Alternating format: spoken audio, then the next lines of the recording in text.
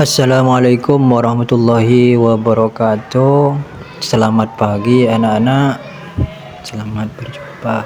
Kami pada kesempatan pagi hari ini akan menyampaikan materi tentang makna sholat dan zikir. Apa nanti kita bahas secara bersama-sama. Kita mulai dari tujuan kita belajar tentang sholat dan zikir. Kita harus memahami pengertian sholat dan zikir, kemudian hikmah sholat dan zikir, kemudian mencerminkan keistiqomahan dalam sholat dan zikir. Kemudian yang keempat, mengamalkan sholat dan zikir dalam kehidupan sehari-hari.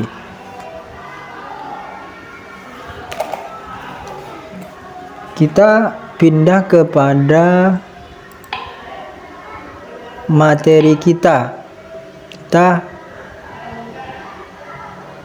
Yang kita bahas itu pengertian sholat. Sholat adalah ibadah yang wajib, yang suatu terdiri dari ucapan dan perbuatan, dengan dibuka dengan takbiratul ihram dan diakhiri dengan salam. Itu adalah sholat secara bahasa. Kalau sholat secara istilah, yaitu secara istilah, sholat secara istilah adalah sesuatu yang diucapkan, yang dibuka dengan takbiratul ihram dan kemudian diakhiri dengan salam. Sedangkan menurut bahasa, sholat itu adalah doa. Kemudian sholat adalah tiang agama, kewajiban utama seorang muslim. Kemudian pengertian zikir. Zikir itu apa? Zikir secara bahasa berarti ingat. Secara istilah, zikir adalah menyebut dan mengingat nama Allah dengan ucapan maupun dalam hati, seperti membaca tasbih, tahmid dan takbir dan tahlil. Kemudian mendekatkan diri kepada Allah. Hikmah sholat atau manfaatnya orang sholat itu mendekatkan diri kepada Allah. Yang kedua, membentuk pribadi disiplin dan bertanggung jawab. Kemudian yang ketiga, menenangkan hati dan pikiran. Yang keempat, mencegah perbuatan keji dan mungkar.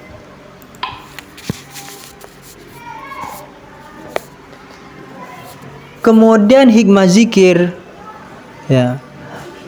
menumbuhkan ketenangan batin, termasuk itu salah satu hikmah atau manfaat, tenang batin kita. Kemudian yang kedua, mengingat kebesaran Allah dalam setiap aktivitas. Yang ketiga, membersihkan hati dari sifat buruk. Yang keempat, memperkuat keimanan dan keikhlasan dalam ibadah. Selanjutnya yaitu berkaitan dengan materi pembelajaran keutamaan sholat dan zikir.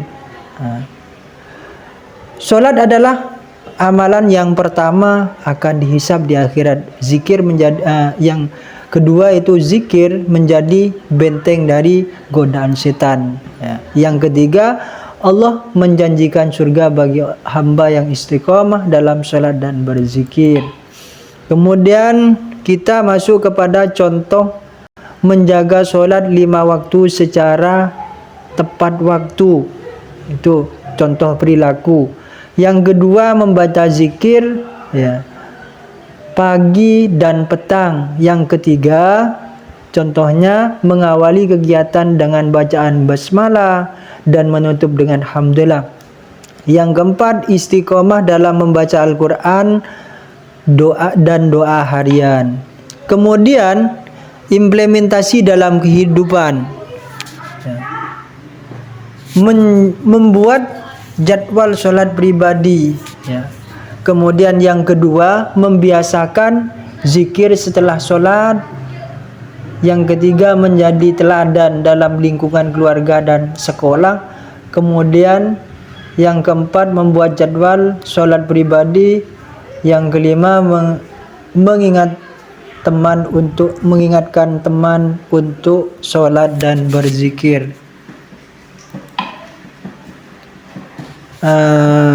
Dari materi ini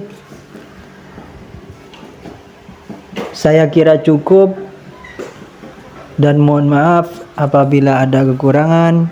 Wallahul muwaffiq ila aqwamit thoriq. Wassalamualaikum warahmatullahi wabarakatuh.